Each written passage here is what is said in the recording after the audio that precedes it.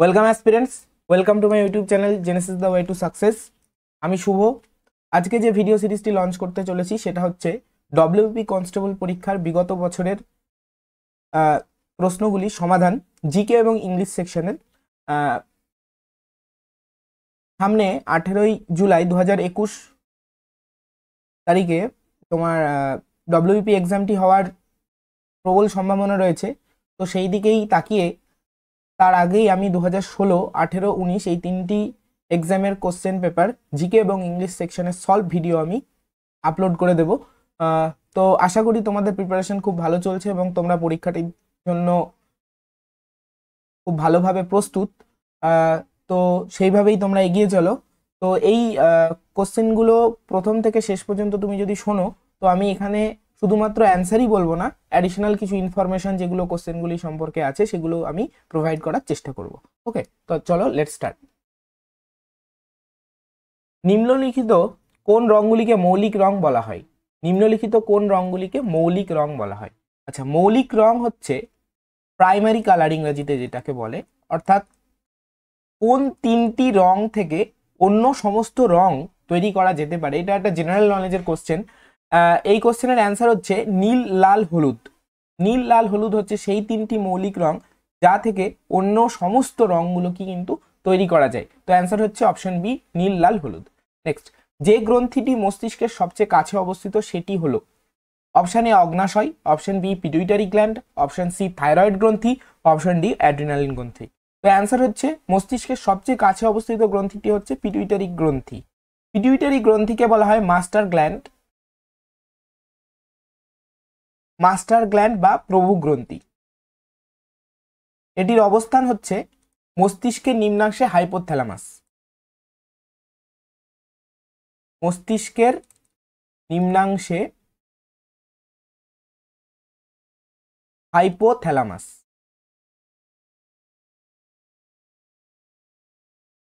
তো এই গ্রন্থিটিকে master gland বা প্রভু গ্রন্থি কেন বলা হয়? তার কারণ মানবদেহের গুরুত্বপূর্ণ কিছু হরমোন যেমন ACTH adrenocorticotrophic hormone, GH growth hormone, GTH gonadotrophic hormone, FSH follicle stimulating hormone প্রভৃতি গুরুত্বপূর্ণ হরমোনগুলি পিটুইটারি গ্ল্যান্ড থেকে কিন্তু নিঃসৃত হয়।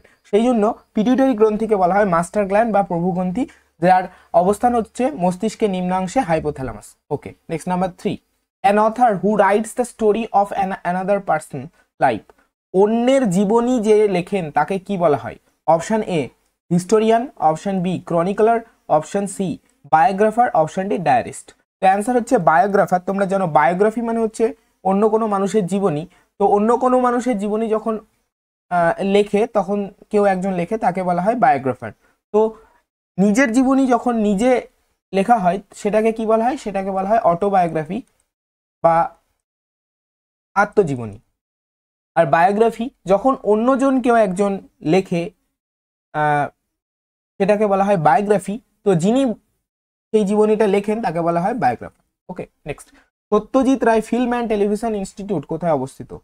Satyajit Ray film and television বা SRFTI এটি কোথায় অবস্থিত? অপশন দিয়েছে দেখো, রাঁচি, কলকাতা, দিল্লি, মুম্বাই। এটা অবস্থিত কলকাতায় আমাদের। এটি স্থাপিত হয়েছিল 1995 সালে, তোমরা খেয়াল রাখবে। তো অ্যান্সার হচ্ছে option B. Next, change the following interrogative sentence into direct speech. He asked do you like music. He asked do you like music. তো এটা হচ্ছে একটা ইন্টারোগেটিভ সেন্টেন্স, এটা ন্যারেশন করতে যে দিয়েছে। তো এটা কি হবে? হি আস্কড, ইফ বা ওয়েদার আমরা লিঙ্কার হিসাবে অ্যাড করতে পারি ইন্টারোগেটিভ সেন্টেন্সের ক্ষেত্রে। তো এখানে যেহেতু অপশনে কোথাও ইফ নেই, তাই আমি ওয়েদারই জুড়ছি। ওয়েদার কাকে জিজ্ঞাসা করছে? এখানে আইটা সাবজেক্ট ধরে ইউটা আই হয়ে যাচ্ছে এবং তারপরে মেন ভার্বের সেকেন্ড ফর্ম, যেহেতু আস্কড রয়েছে। ওয়েদার আই লাইক মিউজিক কোথায় আছে? এটা দেখো অপশন ডি তে, he asked me weather I like music. Next, number 6, একটি ট্রাফিক সিগন্যালের দিকে তাকালে ওপর থেকে নিচ দিকে ক্রমে কোন কোন আলো দেখা যায়? তো প্রথমে দেখা যায় রেড, তারপরে দেখা যায় ইয়েলো, তারপরে দেখা যায় গ্রিন। তো এই ক্রমটা কোথায় আছে, অর্থাৎ লাল হলুদ সবুজ, দেখো অপশন সি তে। আচ্ছা, লাল রং বা রেড সিগন্যাল সেটা কি সিম্বলাইজ করে, স্টপ, থামতে বলে। ইয়েলো কি সিম্বলাইজ করে, স্লো। এবং গ্রিন কি সিম্বলাইজ করে, রান বা মুভ অন। অর্থাৎ গ্রিন সিগন্যাল মানে তোমরা জানোই যে চলে যেতে বলে বা গাড়িটা চালাতে বলে। তো ক্রমটা হচ্ছে উপর থেকে নিচ দিকে, এটা কিন্তু খেয়াল রাখবে, এখানে প্রশ্নে চেয়েছি উপর থেকে নিচ দিকে, সেটা হচ্ছে লাল হলুদ সবুজ। আর যদি নিচ থেকে উপরের দিকে আমরা দেখি তাহলে কি হবে, সবুজ হলুদ লাল। ঠিক আছে, নেক্সট। পশ্চিমবঙ্গের পঞ্চায়েত ব্যবস্থায় কয়টি স্তর রয়েছে? পশ্চিমবঙ্গের পঞ্চায়েত ব্যবস্থায় 3টি স্তর রয়েছে, 3টি স্তর। ত্রিস্তরীয় পঞ্চায়েত ব্যবস্থা, ত্রিস্তরীয় পঞ্চায়েত ব্যবস্থা, এটা পঞ্চায়েতি রাজ, পঞ্চায়েতি রাজ যেটা আমাদের সংবিধানে স্বীকৃত হয়েছে। এবং আর্টিকেল 40 ডিপিএসপি বা রাষ্ট্র পরিচালনার নির্দেশমূলক নীতিতে সেখানে পঞ্চায়েত ব্যবস্থার গ্রাম্য শাসন ব্যবস্থা পরিচালনার জন্য পঞ্চায়েত স্থাপনের কথা বলা হয়েছে। তো সেইটি সংবিধানে স্থান পেয়েছে কোথায়, 73তম অ্যামেন্ডমেন্ট বা সংশোধনী, 73তম সংশোধনী বা অ্যামেন্ডমেন্ট, সেটা হয়েছিল 1992-তে, 1992 সালে। এবং সেই অনুযায়ী পঞ্চায়েতি রাজ ব্যবস্থা যেটা সারা ভারতবর্ষে সংবিধান স্বীকৃত হয়েছে,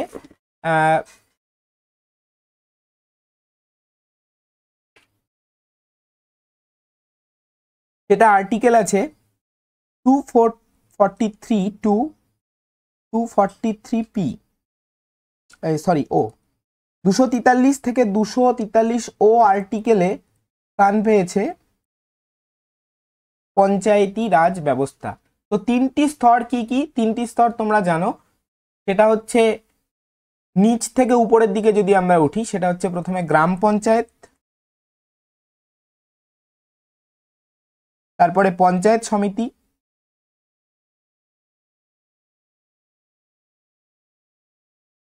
এবং তারপরে হচ্ছে জেলা পরিষদ।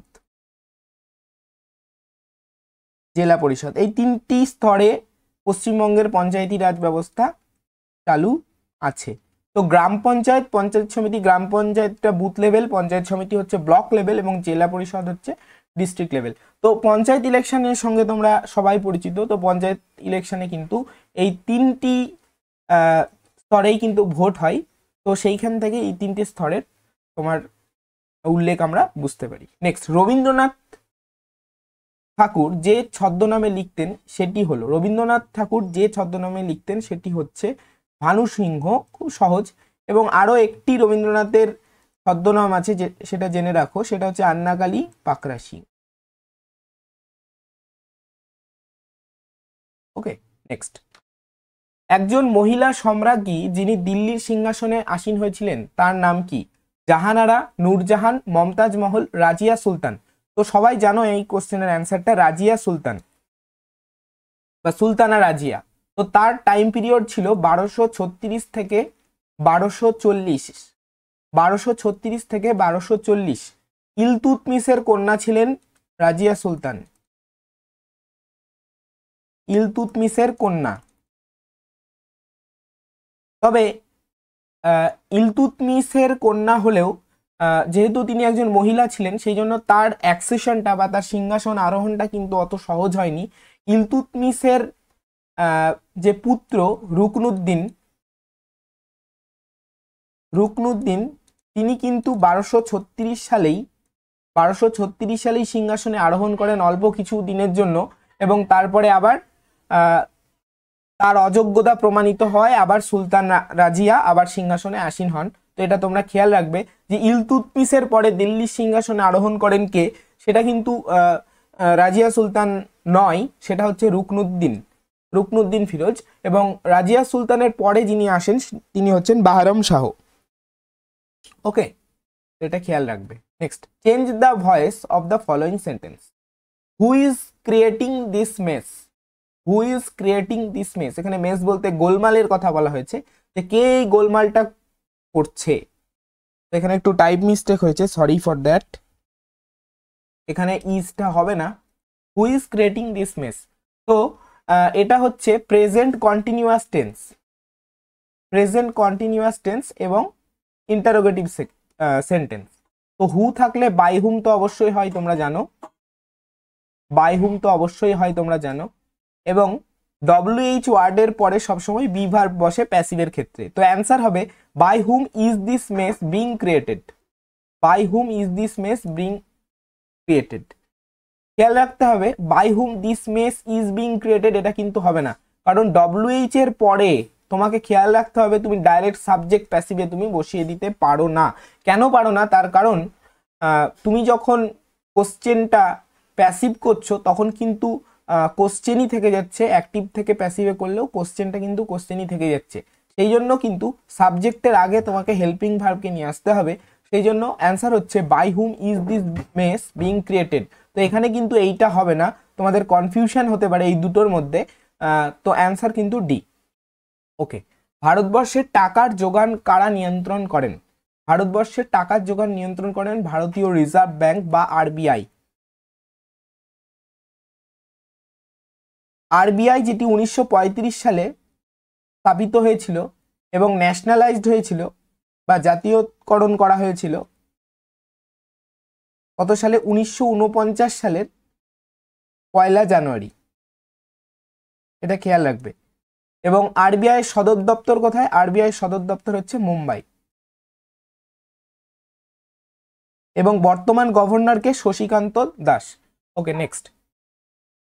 ও আরেকটা ইম্পর্টেন্ট ইনফরমেশন, সেটা হচ্ছে 1 টাকার নোট, 1 টাকার নোট এবং যত মুদ্রা রয়েছে সেগুলো কিন্তু ছাপ থাকে কার? অর্থ মন্ত্রকের।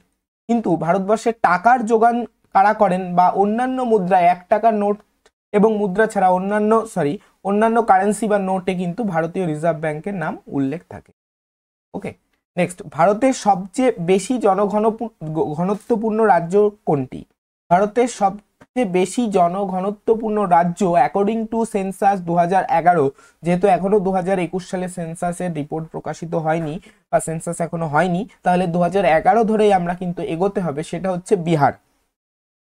বিহারের জনসংখ্যা জনঘনত্ব প্রতি বর্গ কিলোমিটারে 1106 জন, এবং সেকেন্ডেই আছে আমাদের পশ্চিমবঙ্গ, সেটা হচ্ছে 1029 জন প্রতি বর্গ কিলোমিটারে। তো সবচেয়ে বেশি জনঘনত্বপূর্ণ রাজ্য হচ্ছে বিহার, আর সবচেয়ে কম জনঘনত্বপূর্ণ রাজ্য হচ্ছে অরুণাচল প্রদেশ। ওকে,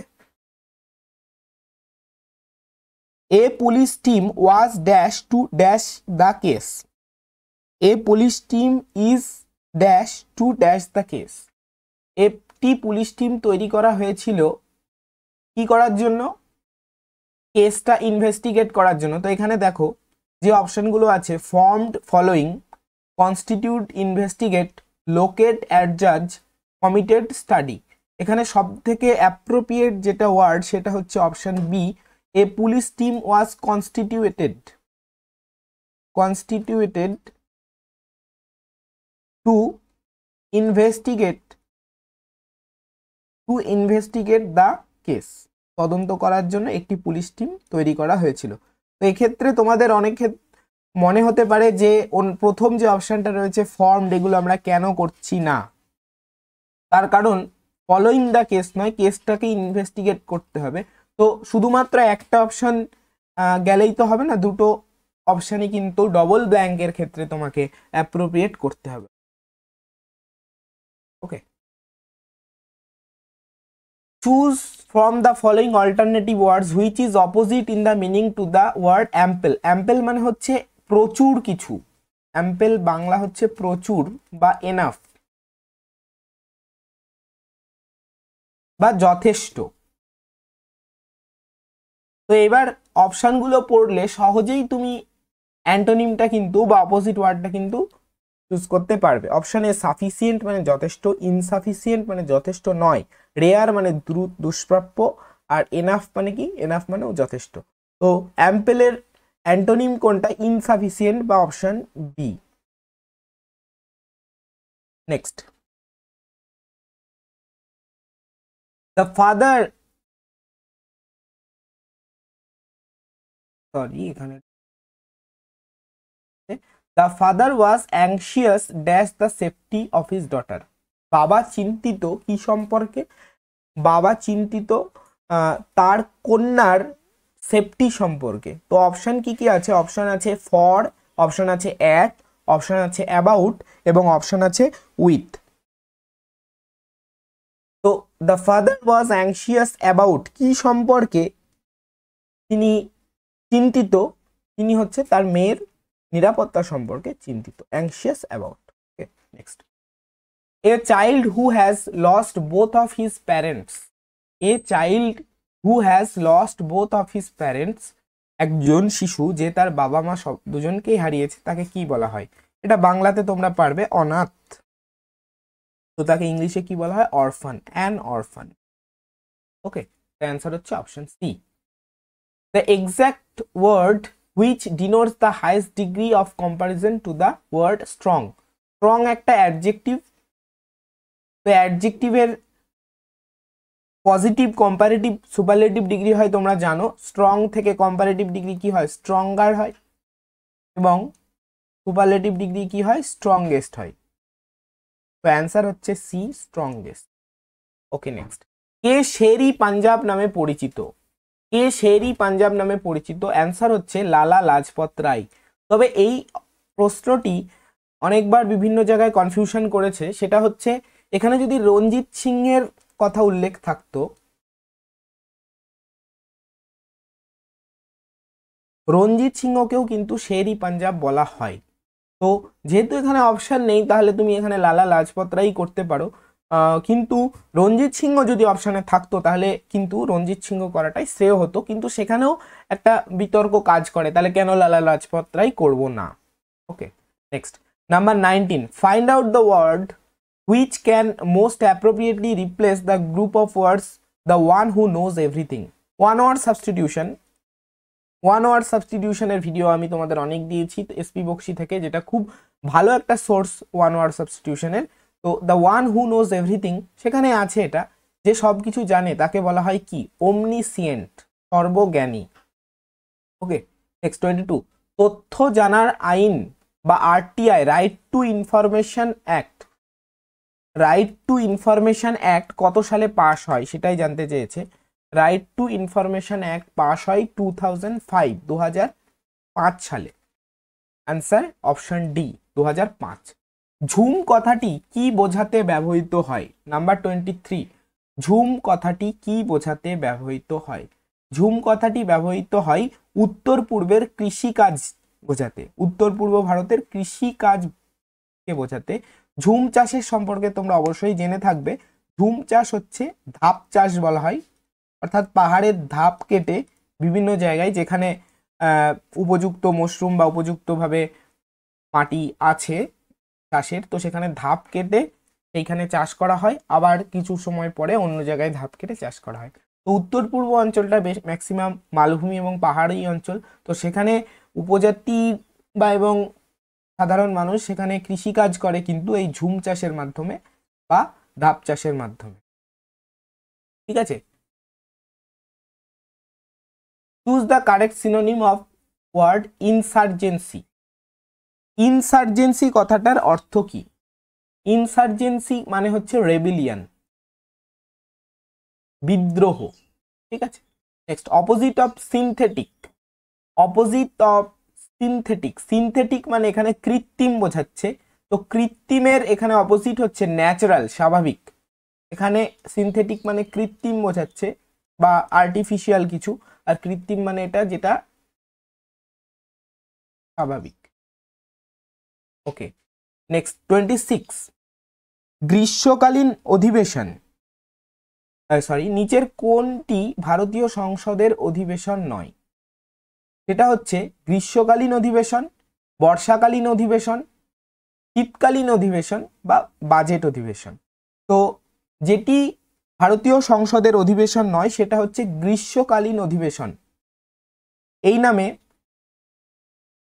এই নামে ভারতে কোনো অধিবেশন কিন্তু নেই, অর্থাৎ সামার সেশন হয় না। কি কি সেশন হয়? একটা হচ্ছে বাজেট সেশন বা বাজেট অধিবেশন, বর্ষাকালীন বা মনসুন সেশন, এবং শীতকালীন বা উইন্টার সেশন।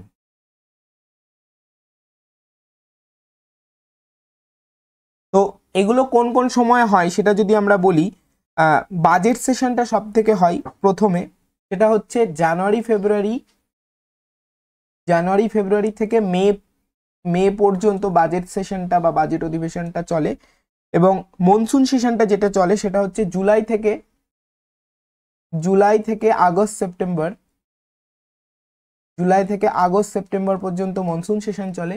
এবং শীতকালীন অধিবেশন সেটা হচ্ছে নভেম্বর ডিসেম্বর মাসে।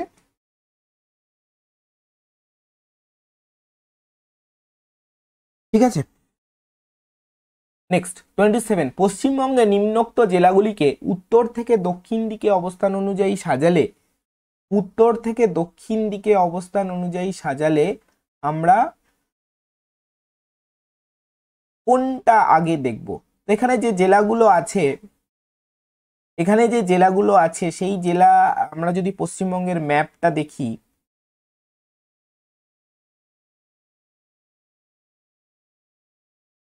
এটা আমাদের পশ্চিমবঙ্গের দক্ষিণ পশ্চিম বঙ্গ বলা যেতে পারে।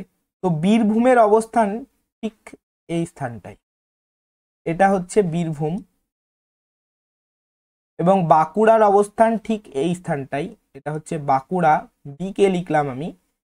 আর কোথায়? বর্ধমান আছে, বর্ধমান ঠিক এরকম জায়গায়, বিডি লিখলাম এটা আমি। এবং হাওড়াটা এইটা। তো এটা হচ্ছে বীরভূম, এটা হচ্ছে বিকে বাঁকুড়া, এটা হচ্ছে বর্ধমান বিডি, এবং তারপরে হচ্ছে হাওড়া। তো এই ক্রম অনুযায়ী যদি আমরা সাজাই তাহলে দেখো আমরা যেটা পাবো সেটা হচ্ছে 3, তারপরে 1, তারপরে 2, তারপরে 4। অর্থাৎ আচ্ছা, এই ধরনের কোশ্চেনের অ্যান্সার করার সময় আমরা একটা জিনিস লক্ষ্য করব। দেখো এখানে অপশন এলিমিনেট করা যেতে পারে। এখানে অপশানে দেখো তুমি এখানে বুঝতে পারছো বীরভূমটা প্রথমে হবে, তো বীরভূম নাম্বার 3-তে আছে। তো নাম্বার 3 দিয়ে দেখো একটাই আছে, তো এখানে অপশান কিন্তু মিলে যাচ্ছে একটা দেখলেই, অর্থাৎ বীরভূম, তারপরে বর্ধমান, তারপরে বাঁকুড়া, তারপরে হচ্ছে হাওড়া। এইটা যদি এবার দুটো ধরো টি দিয়ে স্টার্ট হতো তখন আমি আরো দুটো দেখতাম যে কিভাবে কি হচ্ছে। তো এই ধরনের কোশ্চেনের অ্যান্সারগুলো কিন্তু শুধুমাত্র মুখস্থ করলে চলবে না। ভারতীয় ম্যাপ, ভারতের বিভিন্ন রাজ্যের ম্যাপ এবং পশ্চিমবঙ্গের বিভিন্ন জেলার ম্যাপের অবস্থান এবং যে পরিবর্তনগুলি হচ্ছে সেগুলো সম্পর্কে কিন্তু তোমাদের ওয়াকিবহাল থাকতে হবে, এবং পুরো ম্যাপটা যেন তোমার মনের মধ্যে গেঁথে থাকে। এইভাবেই কিন্তু তোমরা প্রিপারেশন নেবে, কারণ এই ধরনের কোশ্চেনগুলো কিন্তু যদি ভুল করো তাহলে কিন্তু খুব পস্তানি হবে। ওকে, নেক্সট 28, 28 নম্বর বলছে যে প্রতি বছর কোন দিনটিকে বিশ্ব পরিবেশ দিবস পালন করা হয়? বিশ্ব পরিবেশ দিবস হচ্ছে 5ই জুন। 5ই জুন। এবছর 2021 সালের যে ওয়ার্ল্ড এনভায়রনমেন্ট ডে, তার থিম ছিল ইকোসিস্টেম রেস্টোরেশন। ঠিক আছে, next. Each occupation has its own bankers, lawyers, computer professionals, for example, for all use among themselves language which outside have difficult to follow. তো বলছে এখানে সমস্ত পেশার তার নিজের নিজের কিছু টার্মিনোলজি আছে, যেমন ব্যাংকার্সদের কিছু টার্মিনোলজি আছে, লয়ার্সদের আছে, ডক্টরদের আছে, কম্পিউটার প্রফেশনালদের আছে। সবার কিন্তু নিজের নিজের কিছু টার্মিনোলজি অবশ্যই আছে, সেটা পেশা ভিত্তিক হতে পারে। All use among themselves language which outside have difficult to follow. এবং যে শব্দগুলো তারা নিজে নিজে ব্যবহার করে, অর্থাৎ যারা তাদের পেশার মানুষ তারা বুঝতে পারে, অন্য কেউ যেগুলোকে বুঝতে পারে না, অর্থাৎ অন্য পেশার মানুষ কিন্তু সেগুলোকে বুঝতে পারে না, তাকে কি বলা হয়? তাকে বলা হয় জার্গন বা দুর্বোধ্য ভাষা। অর্থাৎ ব্যাংকের যে টার্মিনোলজি গুলো রয়েছে সেগুলো সব লয়াররা বুঝতে পারবে না, আবার কম্পিউটার প্রফেশনাল, সায়েন্টিস্ট, ইঞ্জিনিয়ার, যাদের নিজস্ব পেশা বা নিজস্ব এরিয়ার মধ্যে, নিজস্ব ক্ষেত্রের মধ্যে যে সমস্ত টার্মিনোলজি নিয়ে তারা সারাদিন চর্চা করে, সেই সমস্ত টার্মিনোলজি কিন্তু অন্য কেউ বুঝতে পারে না। তো জানতে চেয়েছে সেটাকে তাদের সাপেক্ষে, যারা বুঝতে পারছে না তাদের সাপেক্ষে কি বলা হবে? তাদের বলা হবে জার্গন বা দুর্বোধ্য শব্দ। দীপা কর্মকার অলিম্পিকে কোন খেলায় অংশগ্রহণ করেছিলেন? তোমরা এটা জানো, gymnastic.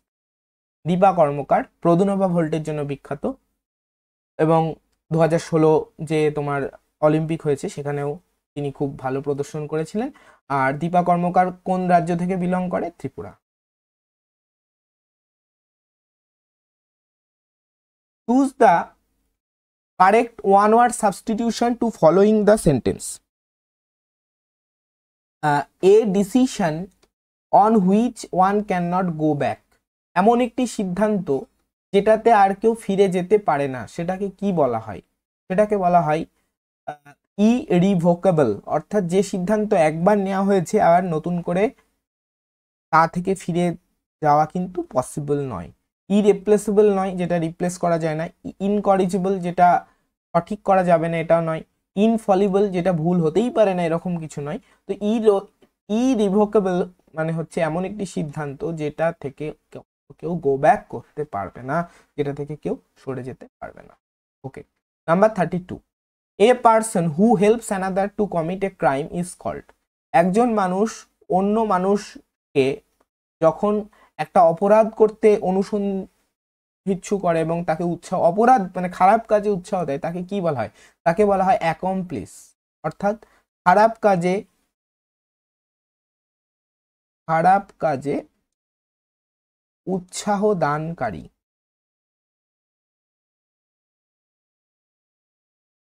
Choose the best prefix which matches with the word spoken.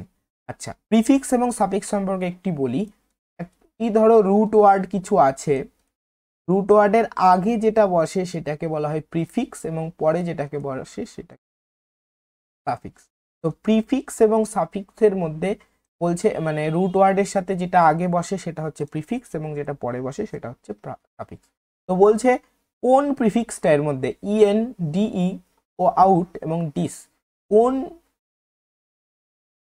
প্রিফিক্সটা এই স্পোকেন ওয়ার্ডটার সাথে, এটা হচ্ছে রুট ওয়ার্ড, এই স্পোকেন ওয়ার্ডটার সাথে জুড়লে একটা ভালো মানে শব্দ হয়, ভালো শব্দ না মানে অর্থপূর্ণ শব্দ হয়। তো সেটাই অ্যান্সার হচ্ছে আউটস্পোকেন। অ্যান্সার হচ্ছে আউটস্পোকেন, অর্থাৎ যে কথাটা বলা হয়ে গেছে।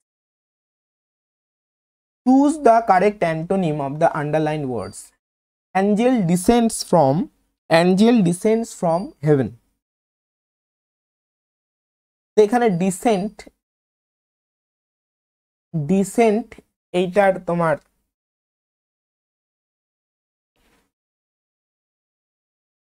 অ্যান্টোনিম জানতে চেয়েছে।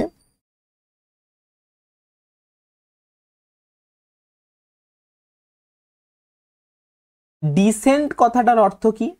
ডিসেন্ট কথাটার অর্থ হচ্ছে নেমে আসা।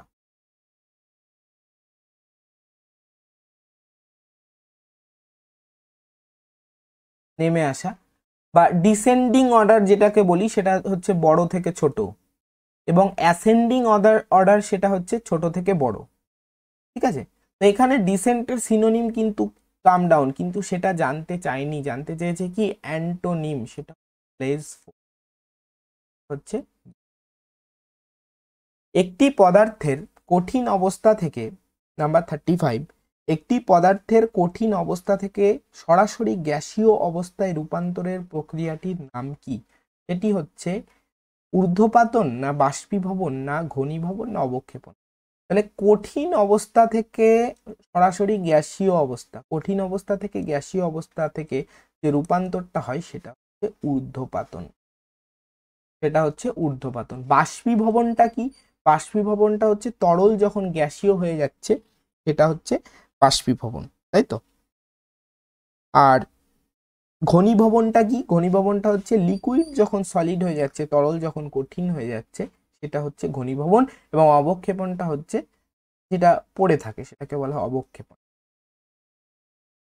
এফআইআর এর পূর্ণাঙ্গ রূপ কোনটি? এফআইআর এর পূর্ণাঙ্গ রূপ হচ্ছে ফার্স্ট ইনভেস্টিগেশন অফ রিপোর্ট।